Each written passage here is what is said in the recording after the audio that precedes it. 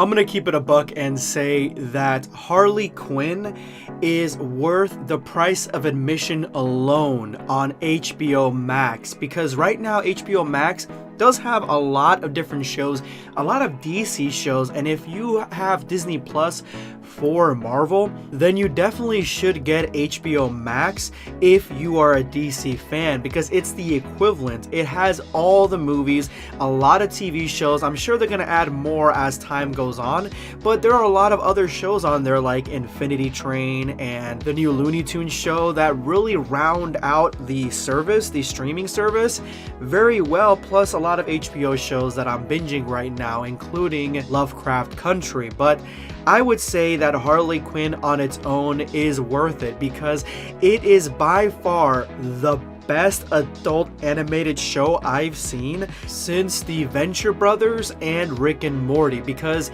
the dialogue, the writing is on the exact same point as those two shows, specifically the Venture Brothers. The Venture Brothers has this sort of writing style that kind of flows with the narrative, but it feels like the characters banter with each other very effectively, and they have a lot of rapport. Like, the characters, you feel that they are friends, that they are colleagues, that they have relationships with each other because of the way that they banter, and they just seem to have a good time. In Harley Quinn, it's that taken 100 times fold. Like, I watched Harley Quinn realizing that it was a little bit more mature, but not knowing how much mature it is. They talk about sex, they talk about violence, there's so much blood and gore in that show that it actually shocked me, because I wasn't ready for it. I wasn't ready for this show to have that much on it, that much gruesomeness to it, because I wanted to watch this with my kids originally, and yeah, you can't watch this with your kids, because the way Harley Quinn, the show looks,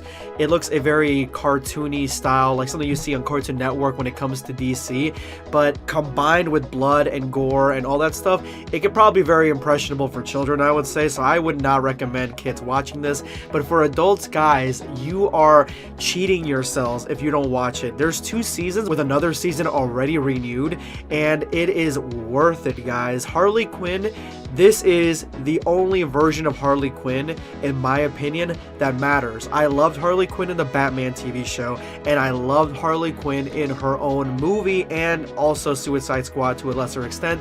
But this one, this is Harley Quinn. She is funny, she is feisty, she cracks jokes a lot that actually make me laugh. She has more depth in her than what we've seen even in the Harley Quinn movie.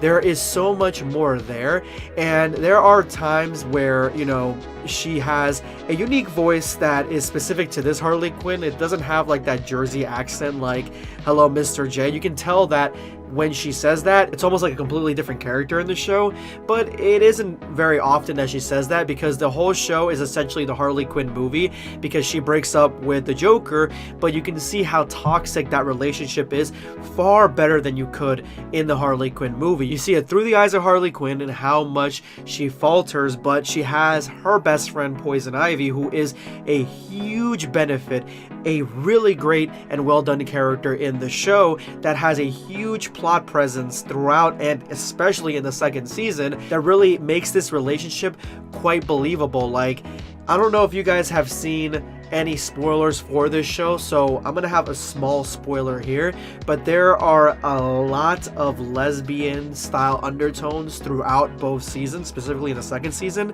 culminating into a climax that I think this does better 100% than in Legend of Korra, where you kind of see it if you watch it over again, but you don't really get it really strongly. In this one, there is so much there that I fucking love, guys, and I just love it in a romantic aspect. Like, it really is well done. You see characters from DC that you never really get to know, like Shark King and Clayface. Those two have huge personalities in this show, including Dr. Psycho, who I kind of knew before, but now I think he's really cool and funny. He's like if Stewie Griffin continued to be evil. That's Dr. Psycho, and it's really good, guys. Like, I'm telling you, I'm really boasting it up, but I had such a phenomenal time with this show. I binge watched it. It was so good in that way that This is by far my favorite DC show next to Batman the Animated Series. That's how good it is, guys. You owe it to yourself as a DC fan or even a comic book fan to watch this show because it is very well done, very good. I gotta give it an A+, guys. Thank you so much for watching up to this point. And if you liked anything that I had to say, hit that like button and subscribe for more content. This is going to be Sunscape signing off. Take care, guys.